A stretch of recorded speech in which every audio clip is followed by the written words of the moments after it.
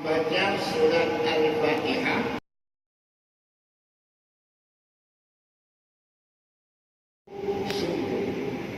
dan diberikan hadiah 30 kambing.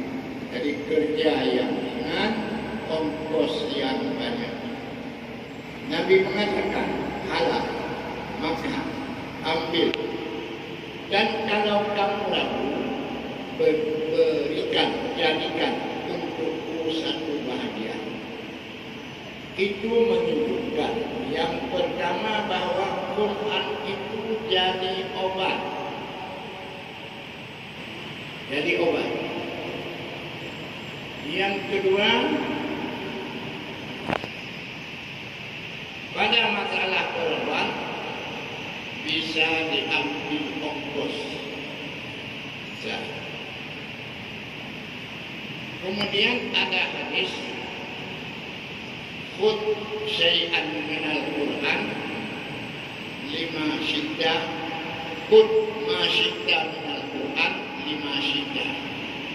Ambil barang yang dari Quran ini apa yang kamu maksud dan untuk tujuan apa yang kamu maksud. Hadirin yang berhormat, yang kedua disebutkan oleh ulama-ulama salaf daripada tabi'in dan tabi'in. Beliau menyebutkan apabila diambil daun sadak dan dibaca ayat kursi 70 kali, Fatihah 70 kali, dan Al-Falaq 70 kali, An-Nas 70 kali, maka bisa kemudian diaduk dengan air itu bisa untuk membatalkan ilmu sihir. Demikian menunjukkan bahwa Al-Quran ini bisa dijadikan obat.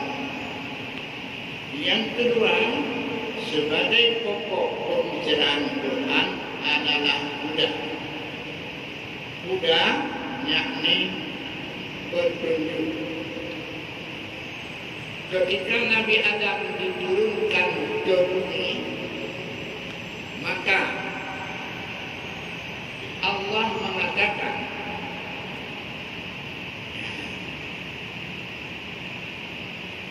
wa imma ya'tiyannakum minni hudan faman tabi'a hudaya fala khaufun 'alaihim wala hum yahzanun. Hai anak cucu Adam, kamu sekarang sudah di bumi, maka siapa di antara kamu apabila datang petunjuk daripadaku, maka siapa daripada kamu yang mengikuti petunjukku, maka tidak ada baginya kegundahan, kesusahan, dan tidak ada ketakutan. La khaufun 'alaihim, tidak ada jenis takut atas mereka, wala hum yahzanun, dan mereka tidak gundah. Jadi ini petunjuk, yaitu Al-Quran. Bicara petunjuk, maka bicara 3 kandungan besar daripada petunjuk. Yang pertama, petunjuk Al-Quran bidang tauhid, bidang iman, bidang akidah, bidang ma'rifah. Ini satu bidang yang di dalam Quran. Yang kedua, bidang syariat, Bidang syariat itu bidang cara pelaksanaan kuliah dan cara jual beli yang halal dan cara pernikahan yang sah dan cara hidup bermasyarakat. Ini adalah bidang syariat yang oleh Quran mengandung bidang ini. Yang ketiga, bidang tasawuf. Bidang tasawuf, bidang menjaga hati, bidang menjaga kelakuan hidup, menghilangkan penyakit-penyakit batin, maka disebutkan ini adalah bidang tasawuf. Maka ketiga bidang ini adalah kandungan Al-Quran. Maka tidak cukup dengan hanya tauhid, karena Quran datang tauhid, syariat dan tasawuf. Orang mengatakan cukup dengan tauhid, ini perkataan salah. Yang kedua, orang mengatakan cukup dengan tauhid dan tasawuf, ini perkataan salah. Yang tidak salah yaitu ilmu tauhid, ilmu fikih, ilmu tasawuf. Ini kandungan Al-Quran. Hadirin, kemudian dalam bidang akidah, Quran cukup banyak menyebutkan hari akhirat. Cukup banyak disebutkan dalam Quran hari akhirat dan keadaan kiamat dan keadaan bangkit dan timbang amal dan lainnya. Ini sangat banyak disebutkan dalam Quran. Maka jadinya Al-Quran dalam bidang ini pertama memberi ilmu iman dan memberi ilmu takut.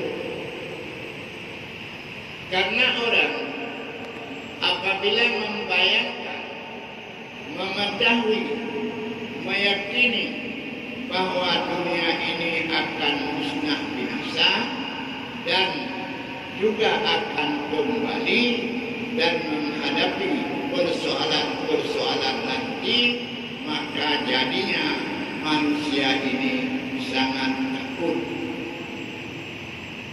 Maka jadilah Quran itu posisinya mukhawif,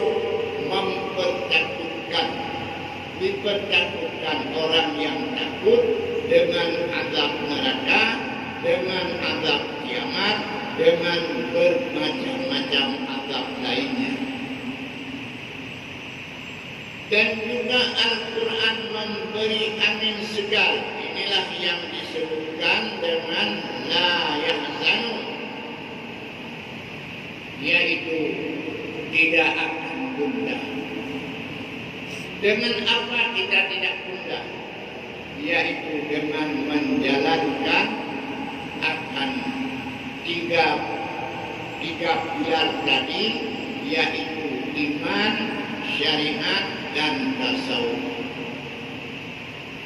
Hadirin yang berbahagia, karena tasawuf ini tidak hanya kita tidak menzalimi kepada manusia lain, termasuk juga dalam ilmu tasawuf ini kita tidak menzalimi akan binatang-binatang lain yang tidak membawa bahaya, yang tidak membawa khianat.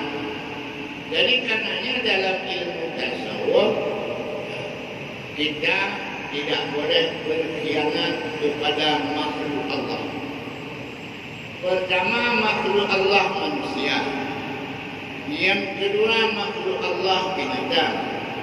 Yang ketiga, makhluk Allah tumbuh-tumbuhan. Maka hal ini kita harus menjaga diri dalam 3 hal tersebut. Masuk kambing ke dalam kebun kita. Si kambing itu tidak salah, maka kita aniaya kambing itu. Kita yang salah. Karena yang salah bukan kambing, tetapi si ibunya kambing. Demikian pula apabila kita melihat perkara-perkara yang menakutkan, umpama ular binatang yang disuruh oleh Nabi untuk membakarnya. Ketika Nabi di Mina, keluarlah seekor ular hitam. Maka para sahabat mengatakan ular. Nabi mengatakan bunuh dia. Kemudian ular ini masuk di dalam lubang tanah. Nabi mengatakan harlebu bakar. Tidak ada binatang yang diperintah bakar oleh Rasulullah kecuali itulah ular. Maka dalam kitab disebutkan haram memelihara ular. Tidak boleh. Orang yang memelihara ular harus ada ilmu pemeliharaannya, dikatakan orang itu tukang sihir. Yang kedua, semut. Semut itu adalah makhluk Allah yang kita tidak boleh kita zalimi dia kalau tidak dia khianati. Tapi kalau sudah menggigit, itu sudah boleh kita bunuh. Hadirin yang kedua. Kemudian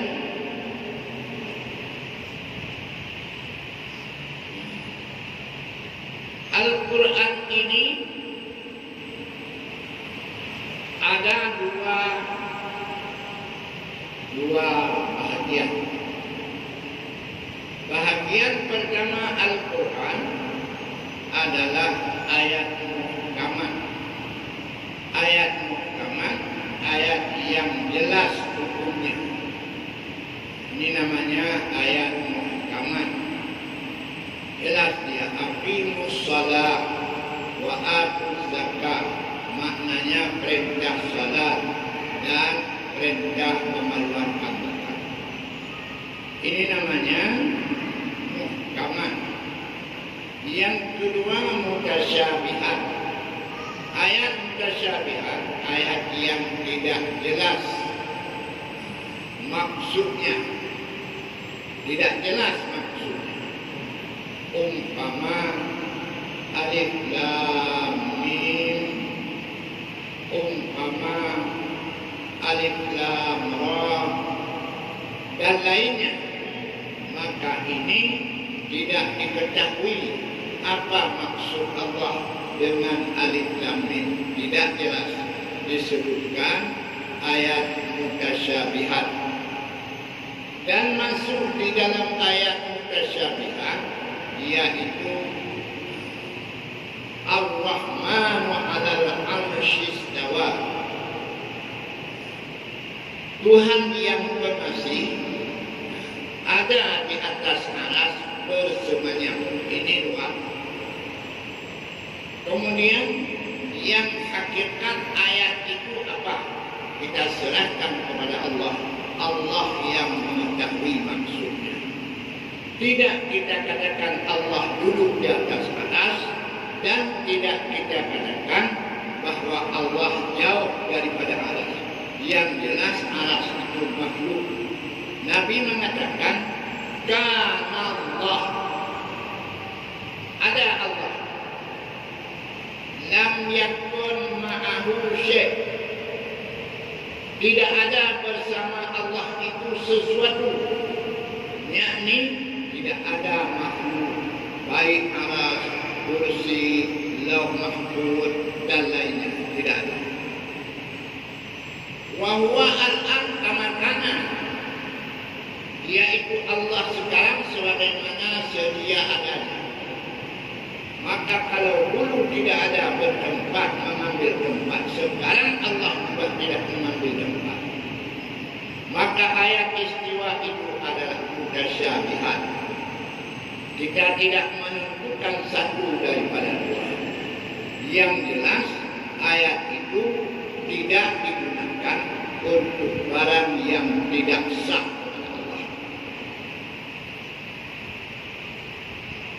Demikian juga kullu syai'in halik. Tiap-tiap sesuatu binasa.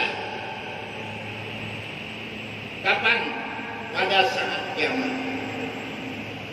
Illa wajhah, kecuali muka Allah.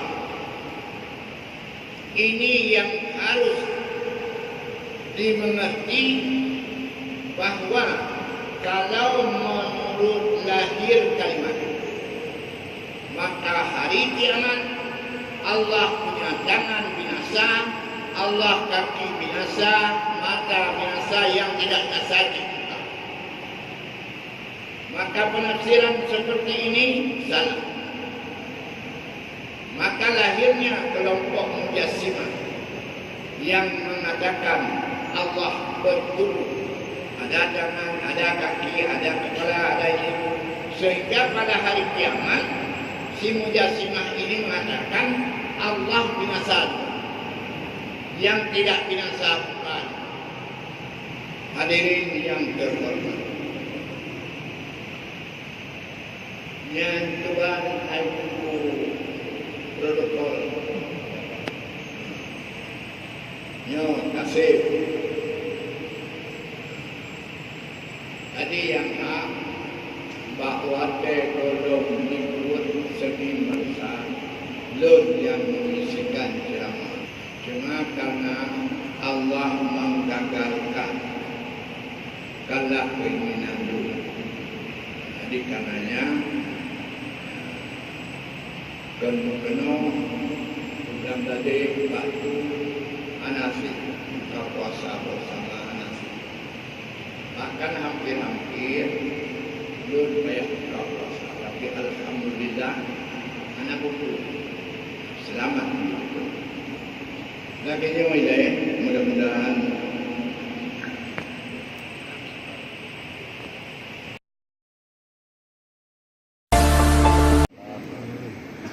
Abu yang terhormati, terima kasih atas penyampaian yang telah disampaikan tentang isi dan kandungan Al-Quran Karim. Yang kamu mohon penjelasan kembali tentang Al-Quran dan kalam Allah. Menurut yang kata pahami atau kata pelajari dari majmua, bahwa kalam Allah la biharfin wa la bisautin, ana muhuru, ana muharram, ana musuara.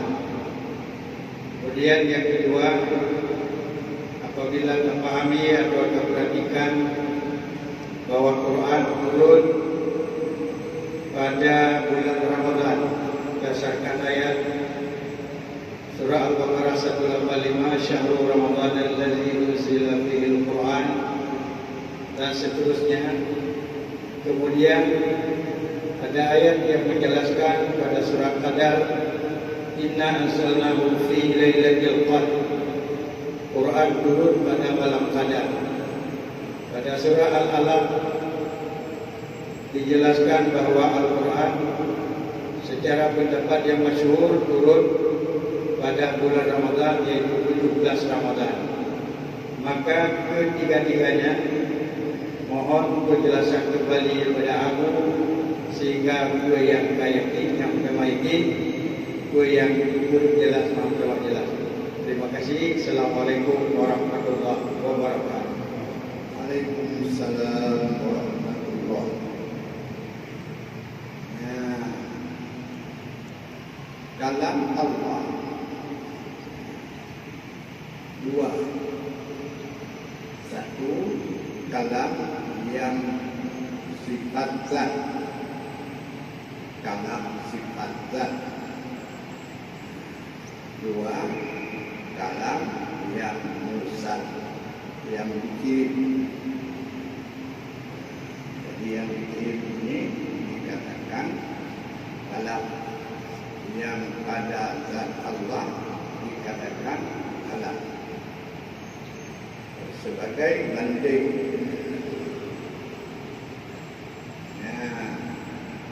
kalam hati ini kita, kalam hati, kemudian kita tulis, kita kirim. Yang kita kirim itu dikatakan kalam kita juga, tapi bukan kalam yang pada diri kita. Yang pada diri kita adalah kalam yang hadir pada hati. Kemudian dikatakan itu kalam kita dari karena kandungan yang kita kirim itu dengan yang ada pada diri kita muafakat, tidak tergeser sendiri. Demikian kalam Allah yang dikirim kepada rasul-rasulnya, tidak hanya Quran, Injil, Zabur, Taurat dan Suhuf. Semua itu yang dikirim adalah kalam Allah. Wajib kita iktikadkan itu kalam Allah. Dan wajib kita iktikadkan itu bukan kalam zat. Kalam zat Allah adalah berdiri pada zat, yaitu sama lafaz kalam. Kalam itu berdiri pada zat. Ini kalam kiriman. Jadi mengapa ini dikatakan kalam Allah? Karena seluruh kandungan kalam ini, seluruh kandungan kalam ini muafakat dengan seluruh kandungan kalam Allah. Dilalah kalam Allah 3. Yang pertama, dilalah atas segala barang yang wajib. 2. Atas segala barang yang mustahil. 3. Atas segala barang yang harus. Yakni ketika kita memahami, mendengar kalam Allah, maka kita pahami pada kalamnya ini wajib, itu mustahil, itu harus. Ya. Kemudian kalam yang mursal ini, yaitu yang diturunkan kepada kita, yang munazzal, juga kita pahami 3. Yang wajib di sini wajib pada takut. Yang mustahil di sini mustahil pada takut. Yang harus di sini harus pada takut. Di antaranya Allah menjadikan langit dan bumi. Yang Allah mengatakan menjadikan itu perbuatan. Dihasilkan daripada kalam ini, Allah tidak wajib menjadikan langit, tidak wajib menjadikan bumi, dan tidak mustahil. Tetapi Allah harus, boleh menjadikan dan boleh tiada menjadikan. Maka sepakatlah pengertian kalam munazzal, kalam yang diutuskan kepada kita, dengan barang dalam kalam nafsi, yaitu kalam zat. Ini satu. Maka kalam ini karena diturunkan kepada manusia, Allah mengatakan aku turunkan kepada Rasul dengan bahasa kaum. Karena Rasul kita Arab, maka Allah memilih lughat Arab untuk mengandung, untuk berkandung makna yang sepakat dengan zakat. Saya ulangi, Allah memilih bahasa Arab yang Allah terkandungkan ke dalamnya akan makna yang sama dengan makna kalam Allah. Jadi itu pengertian. Karenanya harus ada huruf, harus ada ya, kalimat. Dan kalau tidak ada huruf, tidak ada kalam, tidak ada kalimat, maka jadilah manusia ini dengung, tidak tahu Tuhan menyuruh, tidak tahu Tuhan menyuruh. Ya, itu satu. Yang kedua, Quran. Yang mana yang kedua? Inna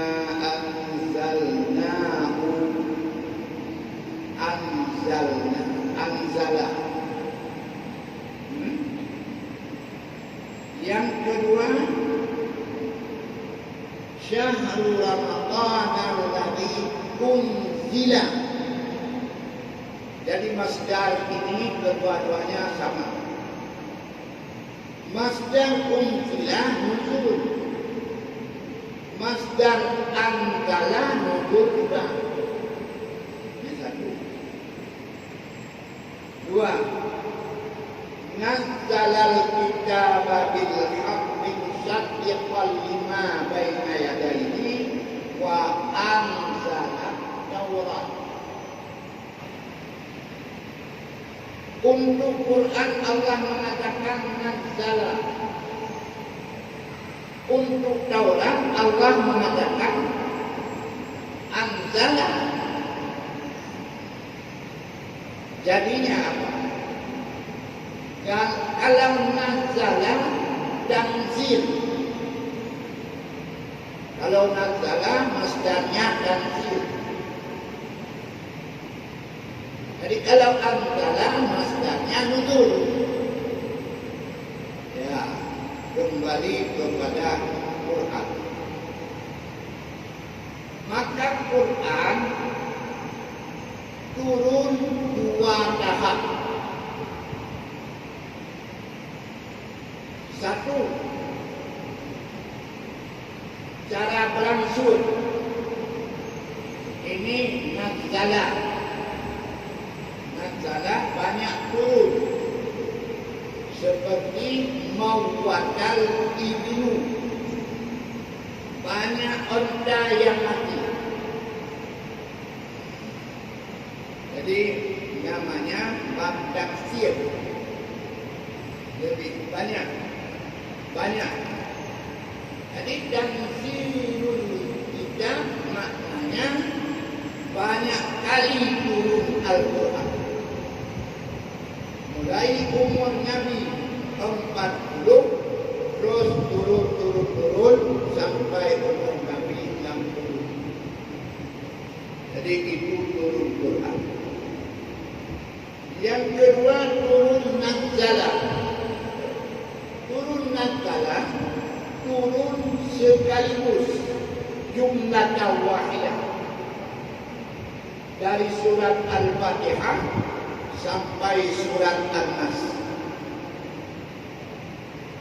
Itu nuzul, bukan tanzil. Karenanya bagi Quran ini ada dua kali, dua martabat. Pertama dari Lauhul Mahfuz.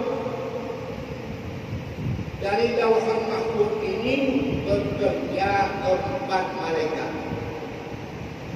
Jibril, Mikail, akhir.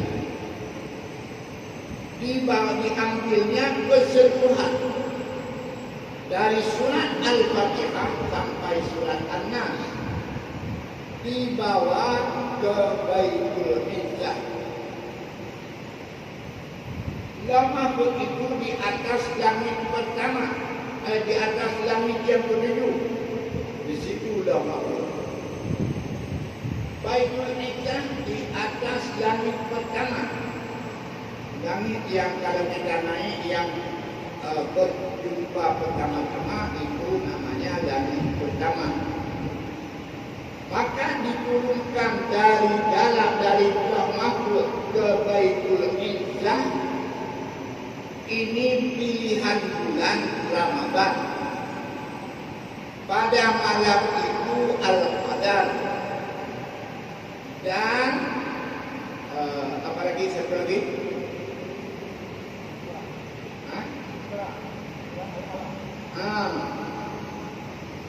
Dan berikrar.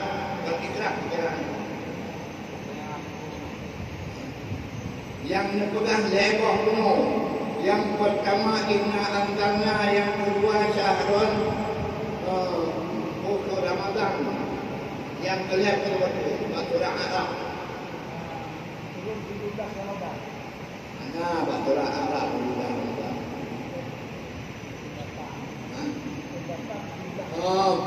Batura Arab. Yang jelas turunnya dalam bulan Ramadan. Bulan Ramadan tidak diingkari bahwa turun dalam bulan Ramadan itu adalah turun pada malam Al-Qadar. Ini tidak diingkari. Sudah? Kemudian turun yang ini bicaranya turun satu persatu atau turun seluruh? Jawab, turun seluruh. Apakah turun ke bumi kepada Rasul atau turun ke Baitul Izzah? Jawab, ke Baitul Izzah. Adapun ke bumi, ini kalau kita pelajari, turun ikrar pun bukan dalam Ramadan. Mengapa? Nabi berkhalwat di Hira. Kemudian masuk Nabi dalam khalwat pada 20 Sya'ban. Turun ikrar habis Nabi dari Hira, hari terakhir. Tentu pada hari raya. Itu tentunya. Ya. Kemudian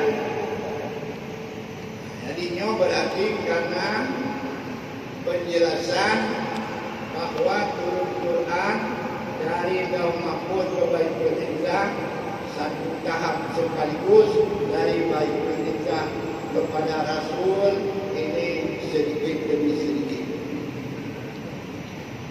Sekarang Lailatul Qadar.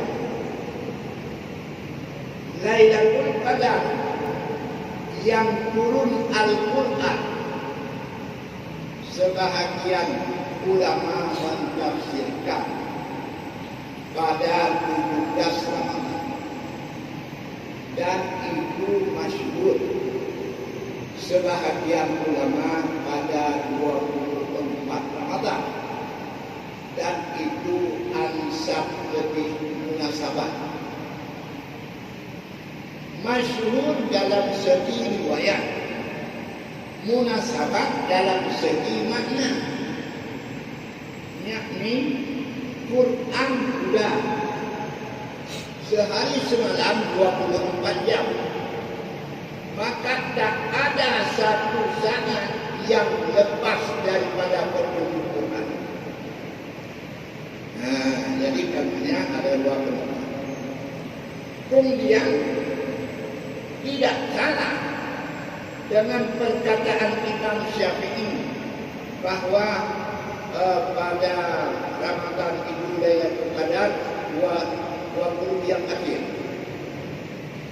Karena beliau tidak mempositifkan bahwa 21, 23, 25 sampai akhir itu pasti Lailatul Qadar, itu tidak. Cuman beliau mengatakan ada arju lebih aku harapkan. Ya, lebih aku harapkan. Maka dengan ini tidak ada perbedaan menyangkut malam Al-Qadar, turunnya Al-Quran. Turun Al-Quran yang lain yang bukan satu jumlah, kadang-kadang ada pada hari wada. Al-yawma akmaltu lakum, tidak pada Lailatul Qadar.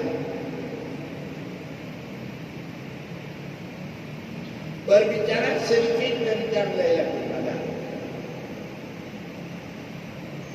Imam Ahmad bin Hanbal radhiyallahu anhu beliau mengatakan, setelah turunnya Al-Quran pada malam Al-Qadar, sudah itu tidak ada lagi malam Al-Qadar.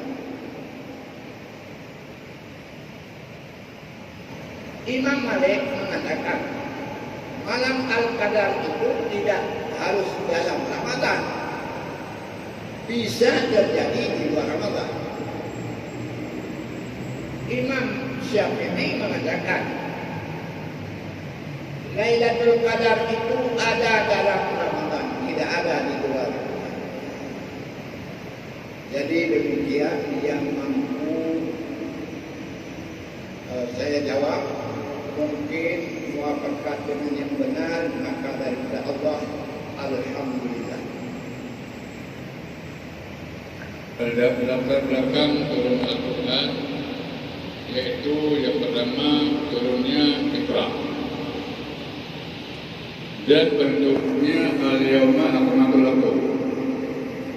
Tapi dalam bahasa Al-Fatihah dan An-Nas, apa latar belakang sampai jadi leganya yang pertama.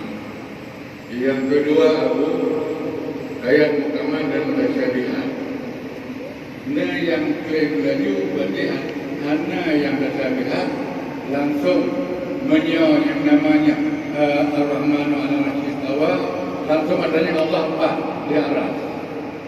Menyo itu ya Allah dekat ya Allah. Baca urutnya bagi urutnya bagi bahannya. Demikian. Assalamualaikum warahmatullahi wabarakatuh. Waalaikumsalam. Yang tanya Mbak Bujo, surat Fatihahnya cukup perlu. Surat Fatihah cukup perlu. Cukup. Cukup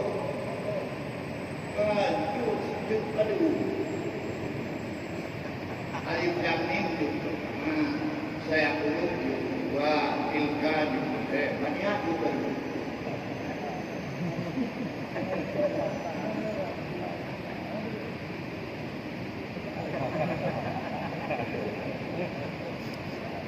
Makanya diempatkan oleh Allah Al-Fatihahnya pada makhluk.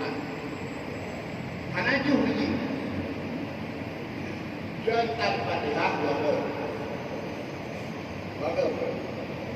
Ini hanya juga.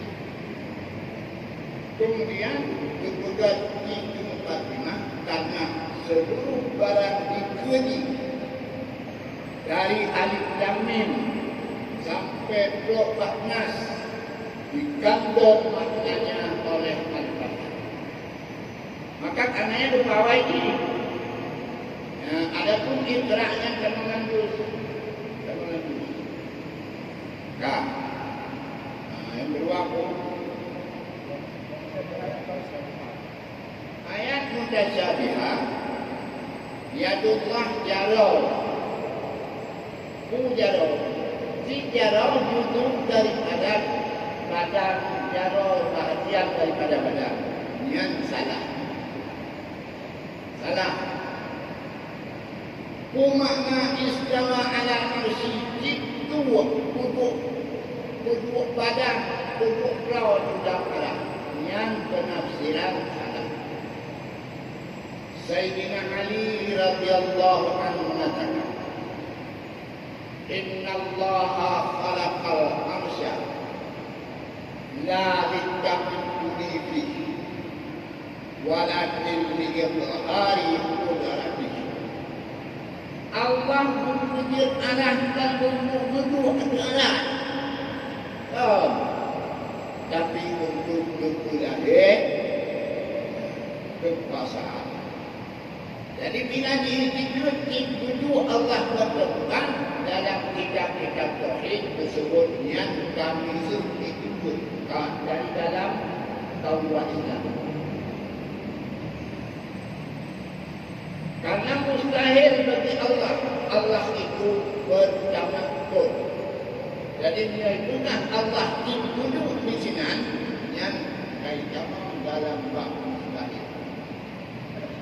Menyatakan karena Nabi Ibrahim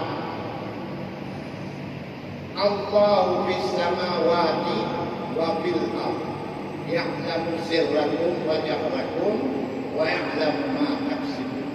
Allah nabak langit dan Allah nabak bumi. Jadi dia pegang Allah nabak pada mana? Yang itu maka yang lebih-lebihnya ayat mutasyabihat lanjut menentukan tafsirnya dan lanjut mana tertentu tafsirnya. Kan?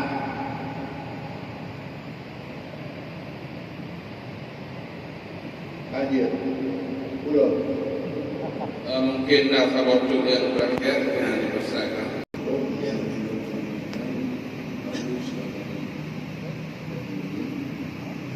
Jadi langsung aku yang berikutnya yang pertama masalah dengan yang aku baca khud masyita minal Quran. Khud masyita minal Quran. Yang aku baca mula. Pertanyaan aja aku. Yang pertama aku jalankan imbalan terhadap tak penuh Al-Quran. Adapun tidak tentukan. Ya, itu yang pertama. Yang kedua, soal yang kedua tentang Al-Quran yang ada pada zat dan Al-Quran yang munazzal. Jadi yang pertanyaan itu Al-Quran yang munazzal, yang lagi yang ditulis di nomor Al-Quran. Tuan awal pada kuliah adu pemikiran dengan dosa. Dosanya bukan Al-Qurannya lurus.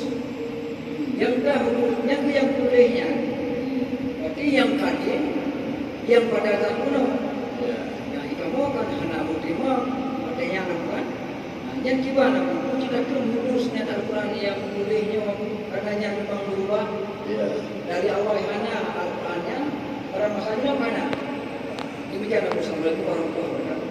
Yang pertama contoh itu Nabi yang lebih betul dengan contoh Pak Kuno. Jadi Kuno contoh yang bayar uang 2 miliar.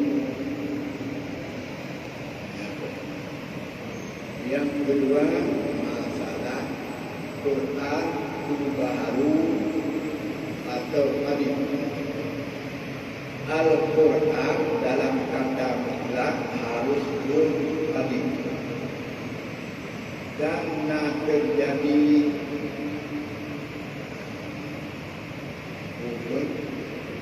terjadi wate Imam Ahmad bin Hanbal bahwa dengan Raja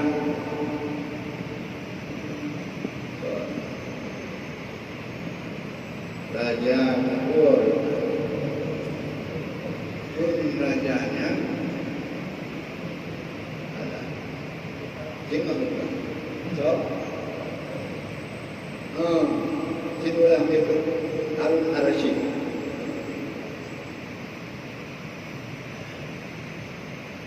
menyebut bayangkan akhirnya gaknya nyebut Quran baru kemudian bahwa banyak dalam ini menyebut ramai buku yang mungkin derajat. Betul. Karena ingin boleh berada derajat. Ini buku yang betul. Kemudian ramai pula buku yang antemkut. Di antara yang antemkut Ahmad bin Nabil. Di antaranya Imam Ahmad bin Hanbal. Antemkut. Maka dihadirkan Ahmad bin Nabil di depan raja. Kunjung don baru don hujjah nilai dengan ulum yang terdapat di Quran baru. Maka berhadir dari jauh berhadapan. Akhirnya Imam Ahmad bin Nadir menang. Kemudian lalu Raja Malik water kamane Ahmad bin Nadir no di kota juga oleh di kota istana raja dan dijaga satpam. Nah, jaga. Mulainya water malam dibaca. Di hadapan kita, mana yang dibaca? Ahasiban nasu ayyatu amanna wa hum la yuftanun. Sudah itu. Pulau oleh satpamnya yang bermalaja menurut dia. Pun raja jauh boleh baca-baca itu. Ini akan. Dengan dihadirkan Imam Ahmad bin Hanbal. Dihadirkan Imam Ahmad bin Hanbal. Kemudian Imam Ahmad bin Hanbal ada menguji dengan kehidupan nilai yang juga Quran bahagia. Hasilnya mendapatkan Imam Ahmad bin Hanbal menang dan mereka kalah. Maka itu nama Imam Ahmad bin Hanbal dalam penjara. Di pulau di timur dapat dua. Di pulau. So bukan timur, ulung yang terjun masuk penjara. Kemudian pada kan kena sabu-sabu, kena penjara 5 tahun, kan harus memukul Ahmad bin Hanbal.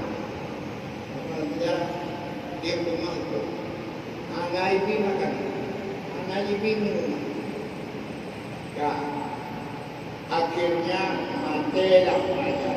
Gantung raja lain, lagi tak. Kemudian bawa dengan Amerika. Turun daripada yang Mesir. Di Mesir, Imam Syafi'i. Jadi ikut hai Imam Syafi'i. Bahkan menjak boleh tidak juga bahawa Quran yang tadi berjauh ada berpegang oleh Imam Ahmad bin Hanbal. Cuma kajiannya dalam penjara air berjauh. Dia nanti bantui hidrop di utama dalam penjara, dalam penjaranya kok Imam Ahmad bin Hanbal. Yang dikok dalam meninggal bangsa. Dia yang bangsanya berbeda olehnya dan kalau dulu kampung, maka dulu ingat Allah ya Allah, baik rumah malelu. Itu dua jawabannya, diikat duanya hanya itu. Maka si cukupnya mengambil korban.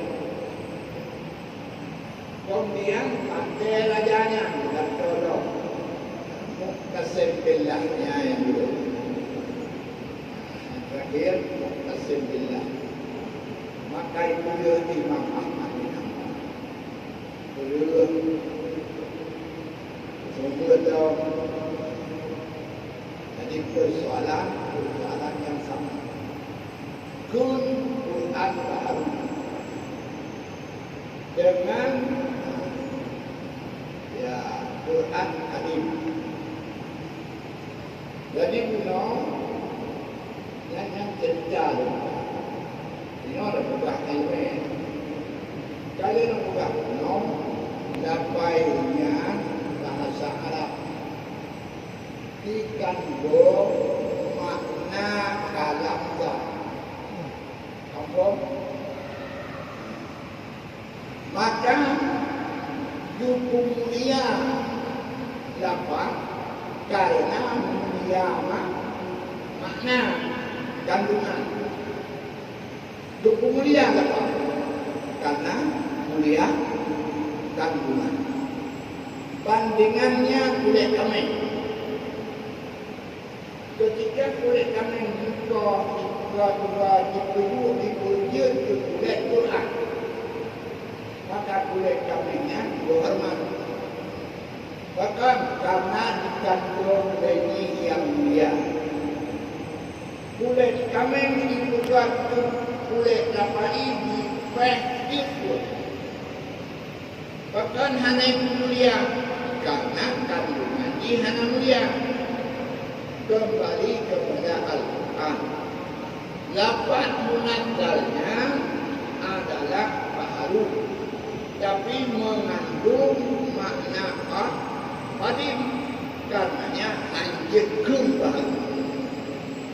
Walaupun itu benar, saja ukuran maya.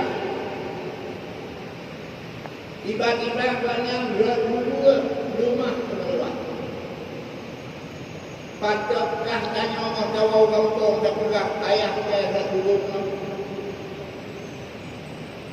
Patut mana? Bahkan menjaga adab. Maka hancurkan Quran baru dan sahaja jaga adab. Nabi.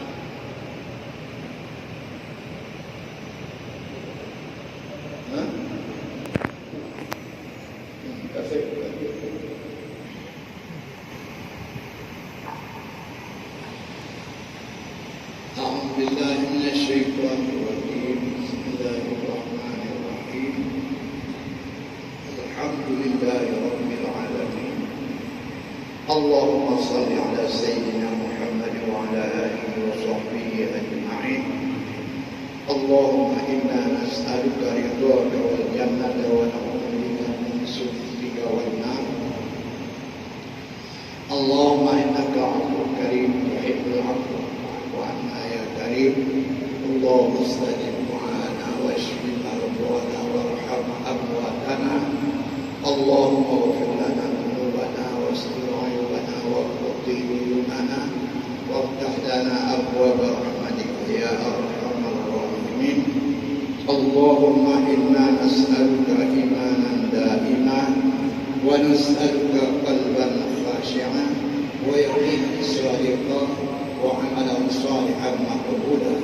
اللهم ثبت إيماننا وأحسن إسلامنا وأحسن توحيدنا وأحسن معرفتنا وأحسن قلوبنا واجعلنا من المحسنين. اللهم اغفر لنا ذنوبنا ولوالدينا ولأولادنا وقرباتنا وأجدادنا وجداتنا ومعلمينا ومتعلمينا وذوي الحقوق علينا ولجميع عبادك المؤمنين والمؤمنات ربنا آتنا في الدنيا حسنة وفي الآخرة حسنة وقنا عذاب النار. ربنا ظلمنا أنفسنا وإن لم تغفر لنا وترحمنا لنكونن من الخاسرين. اللهم تقبل منا صيامنا وتعبدنا وتخشعنا وتمن تقصيرنا، وتقبل منا صلواتنا ودعاءنا وقيامنا وركوعنا وسجودنا، وتقبل منا سائر أعمالنا إنك أنت العليم الخبير. وصلى الله على سيدنا محمد وعلى آله وصحبه وبارك وسلم، والحمد لله رب العالمين. الفاتحة. أعوذ بالله من الشيطان الرجيم. بسم الله الرحمن الرحيم. الحمد لله رب العالمين الرحمن الرحيم مالك يوم الدين. إياك نعبد وإياك نستعين. اهدنا الصراط المستقيم صراط الذين أنعمت عليهم غير المغضوب عليهم ولا الضالين. آمين يا رب العالمين. صلى الله على محمد صلى الله عليه وسلم. صلى الله على محمد صلى الله عليه وسلم. صلى الله على محمد. يا رب صل عليه وسلم. السلام عليكم ورحمة الله.